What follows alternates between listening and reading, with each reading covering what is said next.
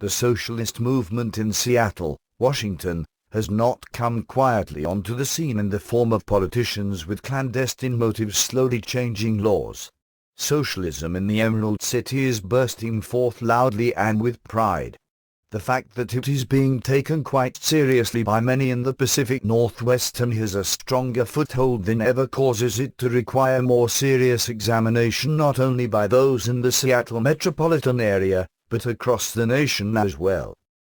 With roots stemming from the Occupy Wall Street movement, an economics professor and outspoken socialist is making her mark in Seattle. Stepping into the Washington state political scene first in 2012, Kshama Sawant, a former software engineer from India and a professor of economics at a community college in the city, campaigned for a seat in the State House of Representatives as a member of the Socialist Alternative Party. Though she was defeated in that race, she would not remain on the sidelines for long.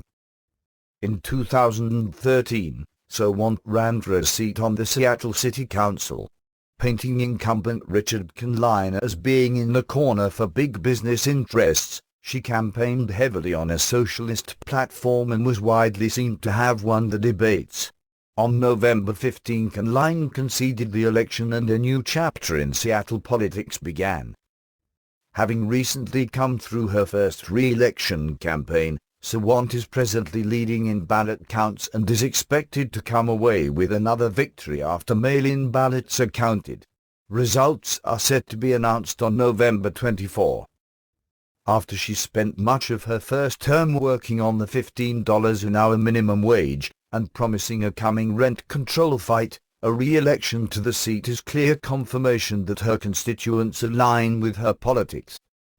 The election of a self-avowed socialist in the city of Seattle is clearly not an anomaly.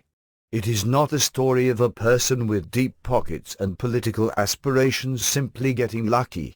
Sawant spent 2 years doing the exact things she campaigned on. With the rise of politicians such as Bernie Sanders proudly touting socialist policies on a national level, it may be beneficial to take a closer look at the direction in which Seattle is moving. An economic ideology that would have once drawn the ire of most Americans is now being touted by many as the answer for perceived financial woes in Seattle, as well as across the nation. Sawant has declared that companies such as Amazon.com should be nationalized. In 2013, when the Boeing company was in negotiations with unions, she declared the workers should take over the factories and shut down Boeing's profit-making machine. When Boeing threatened to move jobs out of the state of Washington, Sawant advised that such an act would amount to nothing short of economic terrorism and asserted that if workers took over the factories it would be democratic ownership. That a politician has put forth such astounding statements and has been taken seriously enough to have been re-elected is astounding in itself. However, the socialist movement in Seattle is not relegated to the rantings of only one person. In the face of small business owners across the city, Mayor Ed Murray, Sawant, and the entire city council pushed the increased minimum wage, and the mayor signed it into law.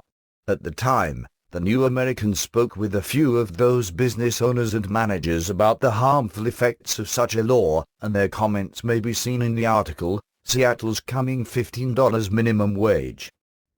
To this date the concerns of those business owners have been completely ignored. They have been given no other choices but to either pay up or go under. The minimum wage law in Seattle begins at the bottom with the worker receiving a certain wage and works backward from that point.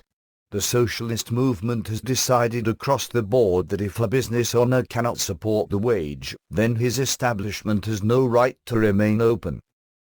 Another pet issue resolutely championed by Sawant is rent control.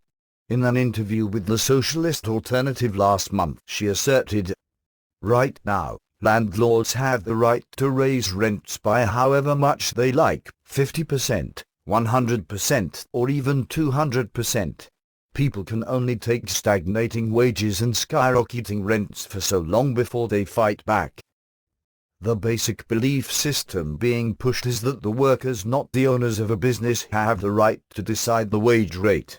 In the housing market, it is the idea that the tenants should determine rent pricing rather than the owner of the property.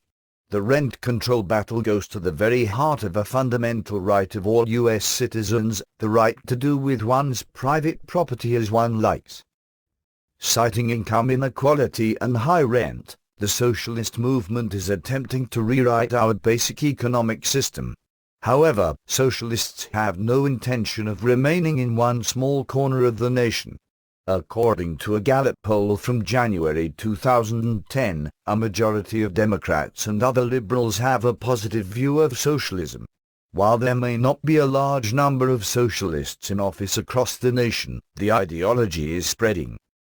Socialism has gained a foothold in Seattle not because a professor of economics at a community college managed to secure office and fool her supporters. It has increased in popularity in large part because many young people feel disenchanted with the current economic climate. However, an economic ideology that has been proven to be a failure time and again is not the answer. The cries have already begun for a national minimum wage to follow Seattle's lead. Healthcare has been nationalized. Politicians such as Kshama Sawant are touting the supposed evils of capitalism. Meanwhile, the answers given from our nation's capital often differ only in their method of dividing up more and more tax dollars. If the minimum wage increases, small businesses close and property rights are further restricted, then the result of the socialist movement will be increasingly smaller shares of a shrinking economic pie.